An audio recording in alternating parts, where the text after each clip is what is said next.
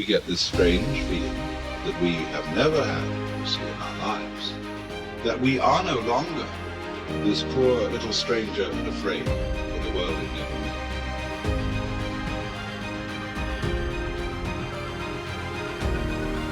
Momentum is a big thing with human beings. It's a big thing for me, at least. If I'm on a good momentum of healthy eating and exercise, I love it. I like waking up sore, pushing further. I like writing down my workouts, what I've done. And I like hitting that gym hard on a daily basis. And I build momentum. And I find that when I do that with writing, when I do that with performing, when I do that with anything, it just gets everything going. It just creates energy. Being lazy robs you of energy. Like being sedentary, being uninspired, being bored, it robs you of one of the most precious things you can have in this life, enthusiasm. One of the things that I tell people all the time, because a lot of people have a hard time defining themselves. They define themselves by failure because they failed. But I'm like, you're not your failures, you're you. Okay, your life is a series of lessons you've learned. Now, if you just dwell on the failures, like that's not healthy, it's not smart, and it's not empowering. What you gotta do is look at those failures and go, well, now you know what not to do. But you're not that, you're you. It was hard because so happy to have the job I have. At the same time, I was like, don't feel like I'm growing in my work. And my life at that time had become extremely vital, meaning I just had a newborn son with Camille. Wow, the only thing I ever knew I wanted to be, and now I was. And here's this job that I had held most reverence for in my life, fatherhood. Now I was. My emotions, the ceiling and the basement of my emotions, the range was so wide. I was laughing loud, crying harder, getting angry, showing more joy, having more sadness, all across the board. All emotions were much more extreme than they were or could be in the work. I said, your life's more vital than your work, but can my work challenge the vitality I'm feeling now? So the work I wanted to do, certain scripts I wanted to do Dallas Buyers Club at that time, other scripts. Nobody's going to touch me with 10-foot poems. All the dramatic roles I wanted to do, like, no, not the kind I even want to finance it. Okay, so I can't do what I want to do. I'm going to stop doing what I've been doing. So I stopped doing the wrong. I said, no, stop.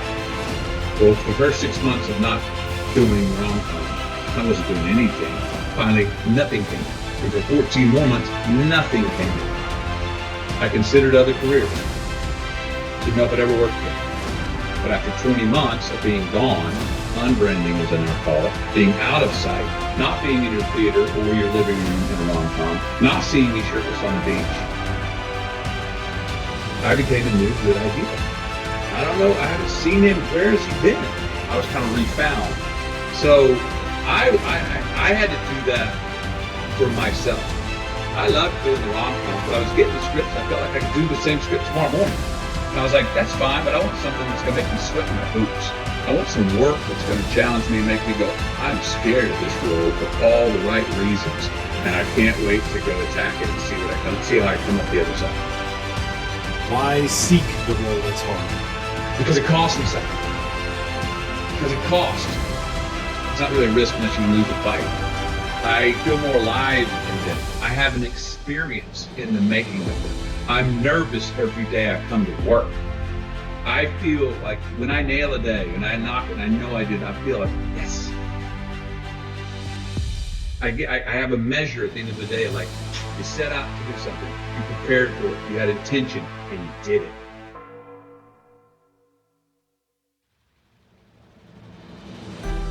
Now, there's lots of different ways to interpret the world, and you can maybe even make a case that there's an endless number of ways to interpret the world. And the problem with that is that it disorients you in terms of what you should be doing. Just because there's a very large number of ways to interpret the world doesn't mean there's a very large number of productive, meaningful, and sustainable ways to interpret the world. The thing that's so interesting about the day is like a page in a book. had one client who was spending about 45 minutes a night fighting with his young son about when to go to bed. And so, they weren't having a pleasant time of it because it was just a constant battle. And that's common. Like, it's very common for parents of young children to be involved in a battle with them first, day after day. Sometimes it's around eating, sometimes it's toilet training, sometimes it's general behavioral issues, sometimes it's bedtime. It's like, okay, 40 minutes a day. So that's 280 minutes a week. So that's, let's say, 5 hours. 20 hours a month. It's 240 hours in a year. That's 6 work weeks. That's a month and a half. You're spending a month and a half of work weeks doing nothing but fighting with your son. Don't fool yourself. Anything that's every day is a significant percentage of your life. You're awake, let's say, 16 hours. 5 of those hours are basically maintenance. So you go to about 11, and then 7 of those are work. So now you're down to 4. And so if you're spending 15 minutes a day doing something painful and stupid, and you do it every day, it's like 10% of your productive life. Because people think backwards. They think, well, I have a vacation coming up and that's really important. It's like, no, it's not. You're only going to do it once. It's not that important. How you treat each other at lunchtime, if you eat together every day, that's your life. Fix that. Get it so that the food's good. Get it so that you're happy with the people that are sitting there. Fix that. It's like, poof, 10% of your life is fixed. The purpose is to align ourselves to really make a change. So you can either be the conversation about making change, or you can be a part of the action to do it. I want to be a part of the action. I don't want to be you or beat you. I want to take this energy and apply it to myself. That's the purpose of seeing. So I come here and I look at how you maneuver. I look at yourself. I not only bow down and congratulate you, I leave and I say, yo, man, I'm inspired, dude. Joe, I can't wait in 2 years. You're going to come and you're going to see my shit. You remember I said I was inspired, but you're going to see what I let it grow into. That's the proper way to get encouraged and motivated. Look at your circle, right?